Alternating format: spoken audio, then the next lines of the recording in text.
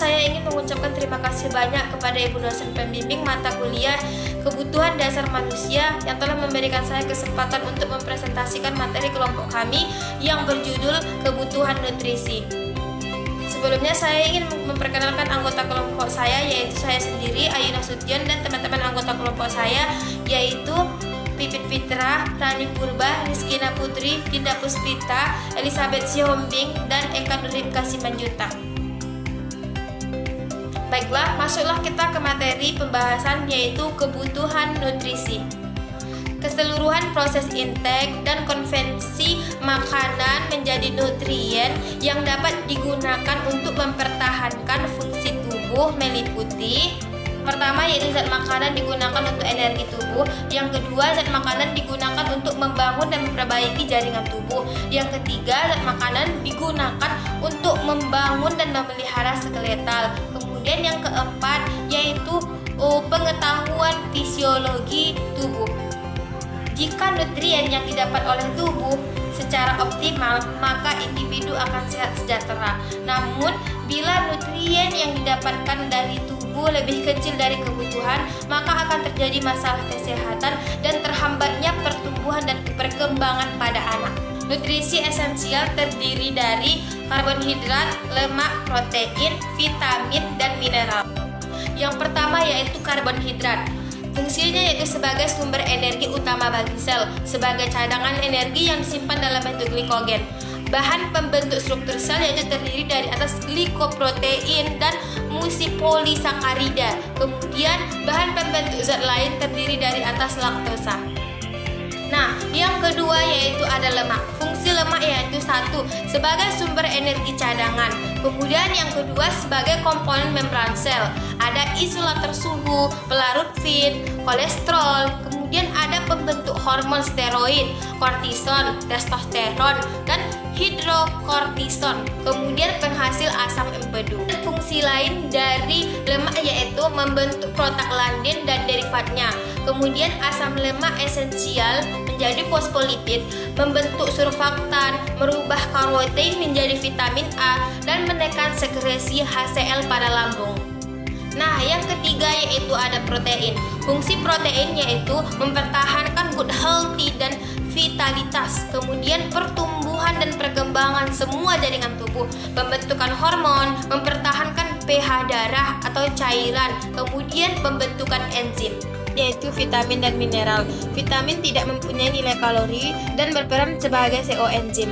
Vitamin A berfungsi untuk membantu pertumbuhan dan perbaikan jaringan tubuh, melindungi membran mukosa, mulut, hidung, tenggorokan, membantu sekresi gester untuk pencernaan protein, dan mempertahankan penglihatan, kelembutan, dan kehalusan kulit.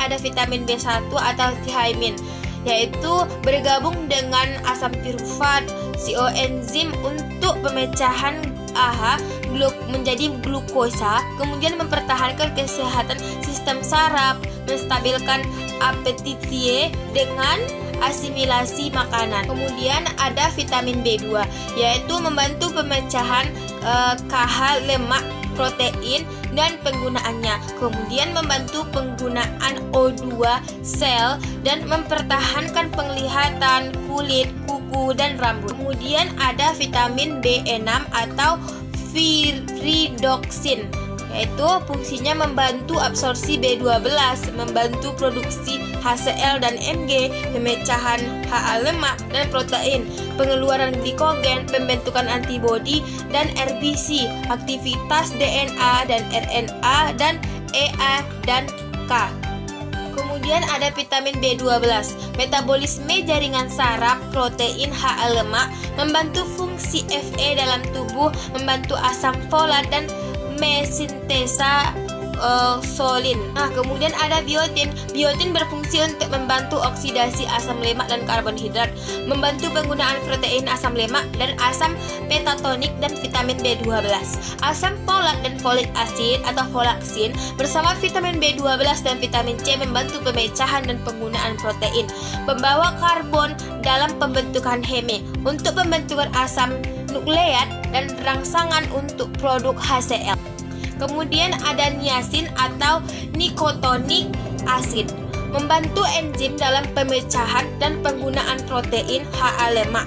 Kemudian sirkulasi menuju kadar kolesterol dalam darah, aktivitas sel saraf dan sintesa harmoni. Dan ada asam pentatohik, yaitu merangsang keluarnya adrenal, produksi kortison, metabolisme sel, berperan dalam mengeluarkan energi dari HA lemak protein, kemudian efek racun dari antibiotik, sintesa kolesterol, steroid dan asam lemak.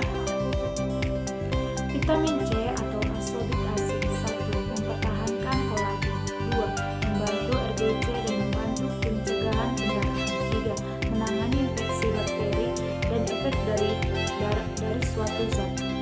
3. Membantu metabolisme AA, penilaian tirosin kalsium. 4.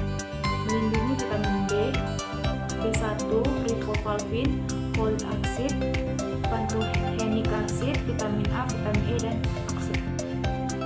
Vitamin B membantu absorpsi CA dan E asimilasi.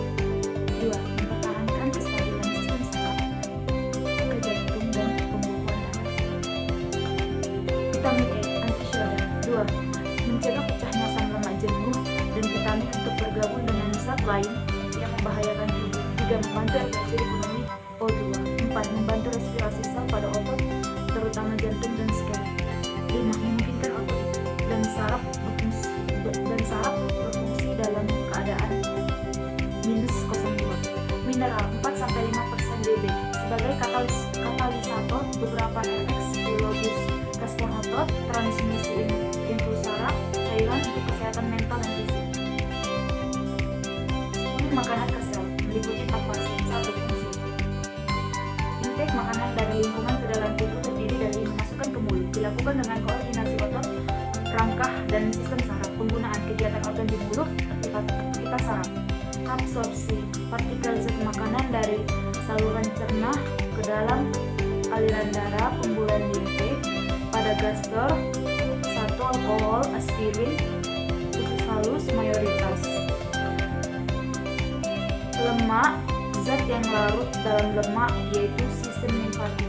Zat makanan yang larut dalam air yaitu kapiler darah.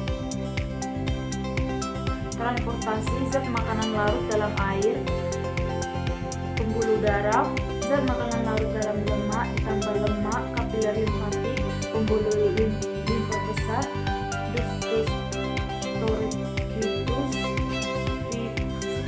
exublativin, karena jantung, hepatika, jantung ke sel. Faktor lain. 1. Status nutrisi. 2. Tidur. 3. Demam.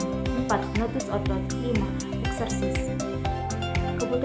Kebutuhan energi total ditentukan oleh basal metabolisme.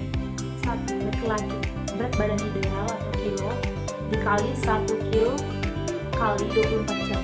Wanita, BB ideal atau kilogram kali 0,95 dikali 24 jam, atau resting energi expenditure 10-12 kali 12 kilo atau BMI. Laki-laki sama dengan 27 kilo BB per hari, wanita 25 kilogram BB per hari. Baiklah, cukup sekian presentasi dari kami, kurang dan lebihnya kami mohon maaf. Assalamualaikum warahmatullahi wabarakatuh.